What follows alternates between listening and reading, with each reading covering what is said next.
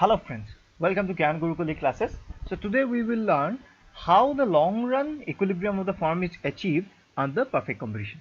Okay, so let's say this is our y-axis, this is our x-axis, here is this quantity and here is this price, right? Now let's say this is the long run average cost curve. Okay, long run average cost or LAC curve, right? Now here let us draw the demand and supply curve of the industry. Okay, this is, remember, this is the equilibrium point of a firm. We are drawing the long run average cost, or further we will try to see how the equilibrium is achieved in case of a particular firm. Okay, this is the this is the picture of a particular firm. Okay, here this diagram represents a industry, the whole industry of the particular product, and this is the a particular firm of that particular product. Clear? Now here let's say this is the demand curve. Okay, and this is the supply curve, right? So the equilibrium is achieved at point this. So this is the price that is decided by the industry. Okay, this price, that is OP, okay, it would be the price which is decided by the industry, because it is the equilibrium price of the industry, and all firms they have to you know sell their products at that particular price in the market. Okay, they have to obey this particular price. Okay, so this is the point here. So let me write it as point P. Okay, point P. Now let's say at this point here, let me draw the price line. So this is the price line, okay, representing OP price. Clear? Now let's say that the short run marginal cost is this one, and the short run average cost is this one.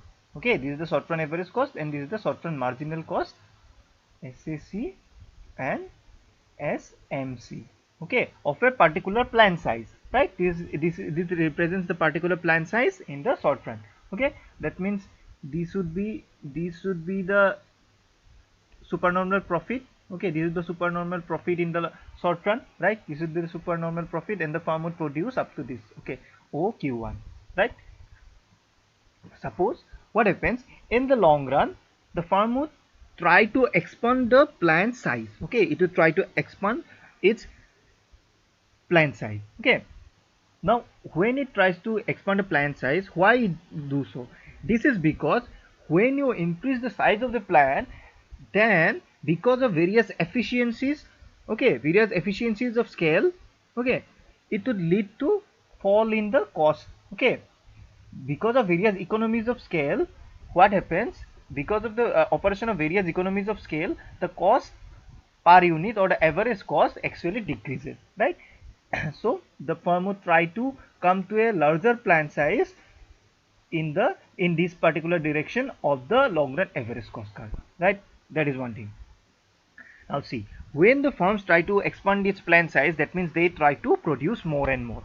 Yes, they try to produce higher than the previous amounts. Okay, that means this particular thing, that is when all the firms try to increase their production beyond the previous level, that means the supply is bound to increase, right? That means the supply would increase. Further, what happens, see, at this point the firm is actually it is experiencing a supernormal profit. Okay, it is experiencing a excess profit. Now looking at this, other firms would say, what they see that, okay, in this particular industry these firms are enjoying supernormal profit, that means there is high chance of profit, so let us enter this particular industry. So what would happen, new firms, okay, new firms would enter the industry. So when new firms enters the industry, that means the firms in the industry increases, right? So when the number of firms increases, that means supply is bound to increase. So these two factors, one is that when the particular plants in the industry or the particular firms in the industry try to increase their plant size, that increases the production, which increases, that means the increase in supply. and at the same time what happens, seeing the supernormal profit, new firms enter the market, and that also increases the supply of the firm. So both two particular function, what it would do, it would shift the supply curve to the right side. Okay, it would shift the supply curve towards the right side. Now let's say this one is the new supply curve. Now see, the price is this P1. Okay, we found a new price in the industry, and what the industry decides, that price must have to be, that price must have to be, full obeyed by the particular firms, right? So this is the price P1. Okay, now at price P1, see what happens, the firm is actually touches the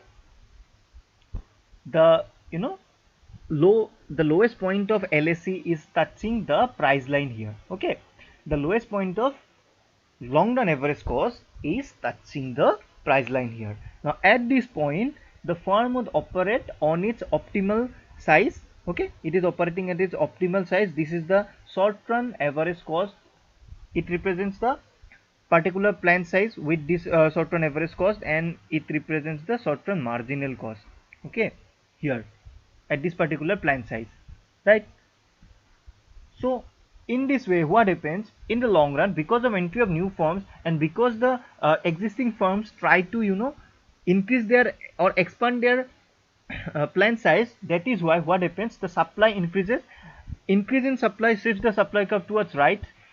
This keeping the demand constant, this in turn what it actually decreases the price to from OP to OP1, right?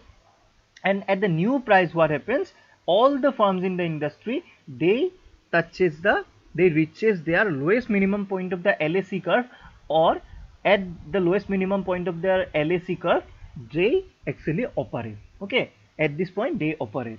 Now at this point here, if you see, the short run marginal cost and the short run average cost is equal to the price.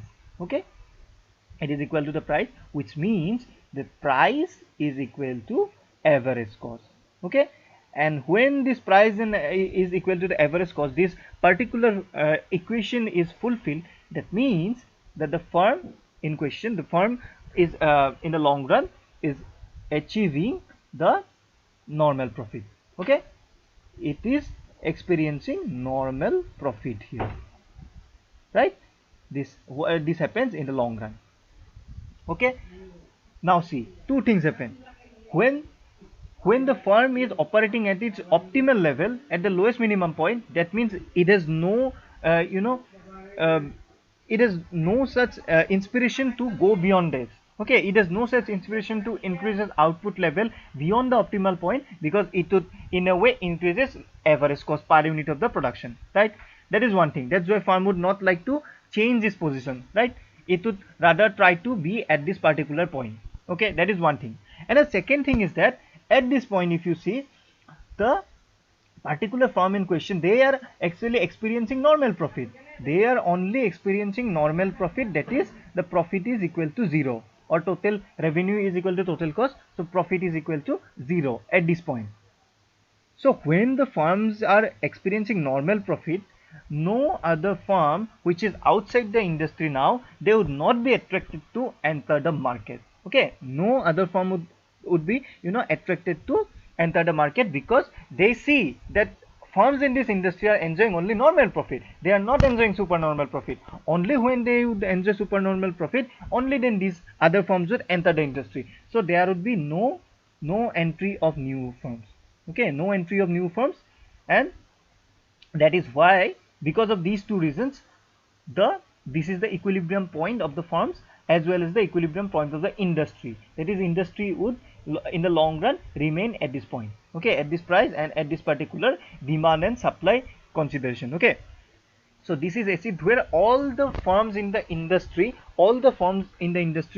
are operating at the lowest minimum point of their long run average cost curve, and at the same time the long run average cost is equal to the price of the firm. Okay, it is the long run average cost is equal to the price of the product, right? So It is not that all the firms have to have the identical long run cost curve.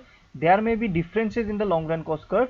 See, here is one firm where the long run cost curve may be more flatter. Okay, so they may produce higher amount of output. There may be some other firm whose long run cost curve is, say, more steeper.